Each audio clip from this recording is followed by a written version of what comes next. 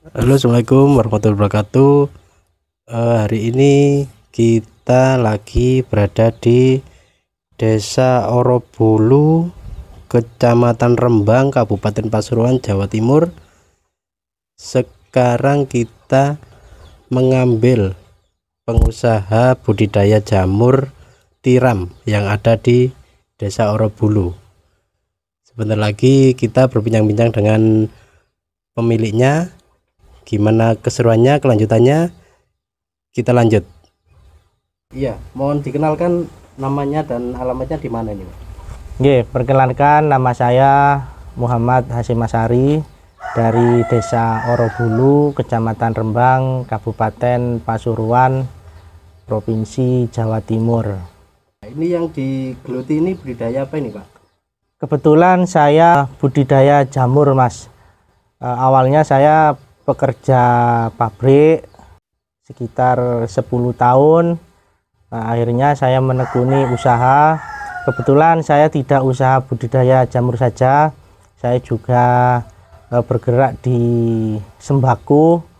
Nah, di sela-sela aktivitas saya di sembako, saya menyempatkan waktu luang untuk budidaya jamur ini, Mas.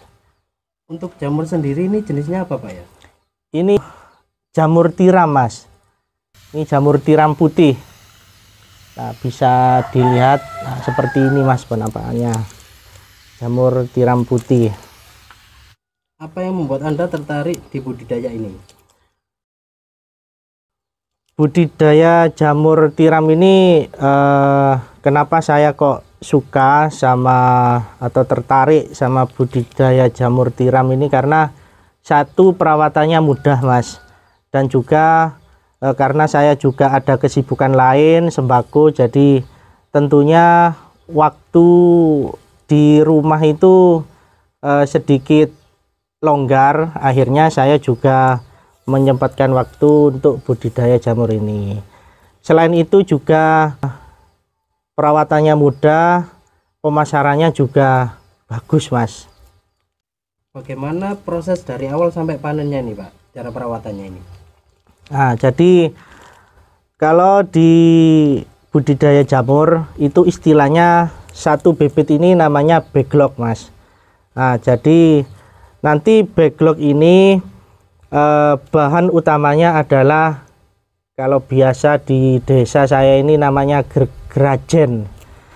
Tapi gerajennya itu gerajen kayu sengon. Kenapa kok kayu sengon? Karena kayu sengon itu lebih bagus pertumbuhannya buat jamur tiram itu sendiri. Dari pertama proses itu karena saya ini bibitnya backlognya ini beli, jadi yang putih-putih ini namanya miselium. Jadi miselium itu kalau dari awal pembuatan itu berjalan dari ini ujung, itu berjalan, Mas, berjalan sampai di pangkal. Nanti kalau sudah full putih seperti ini, itu nanti dari ujung ini baru tumbuh jamur seperti itu. Untuk sekarang, Pak, ada berapa banyak bibit yang dibudidayakan ini? Kebetulan kumbung saya ini kapasitasnya 2.500, tapi untuk saat ini hanya terisi 1.500 backlog.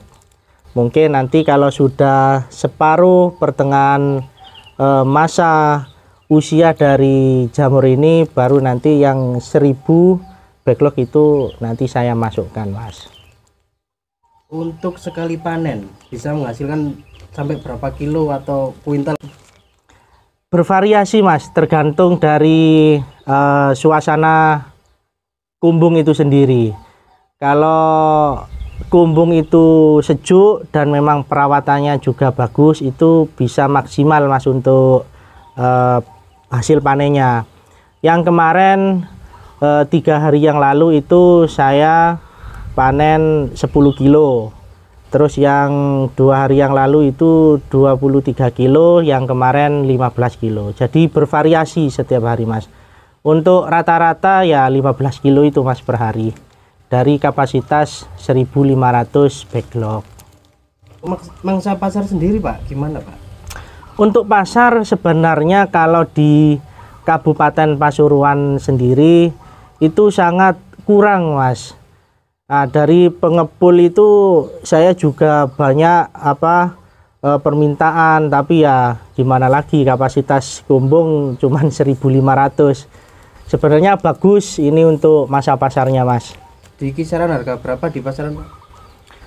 Kalau konsumen Kabupaten Pasuruan itu rata-rata 17.000 per kilo, tapi untuk ke pengepul itu 13.000 Mas per kilo. Ini untuk perawatan yang harus diperhatikan ini apa saja, Pak? Pertama suhu Mas, terus yang kedua adalah kelembapan, karena jamur tiram ini maunya itu yang suhunya suhu dingin tapi lembab. Jadi untuk jamur tiram itu sendiri sebenarnya sangat sensitif.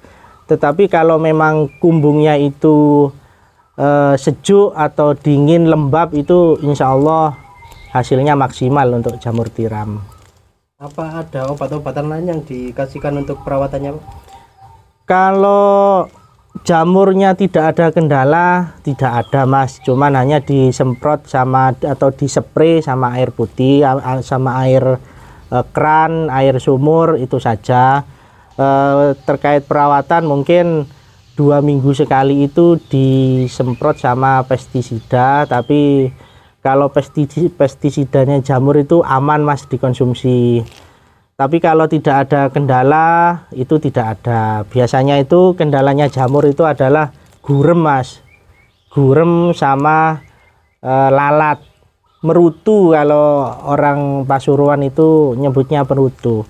Lah, merutu itu adalah salah satu hama, dan gurem itu adalah salah satu hama yang sangat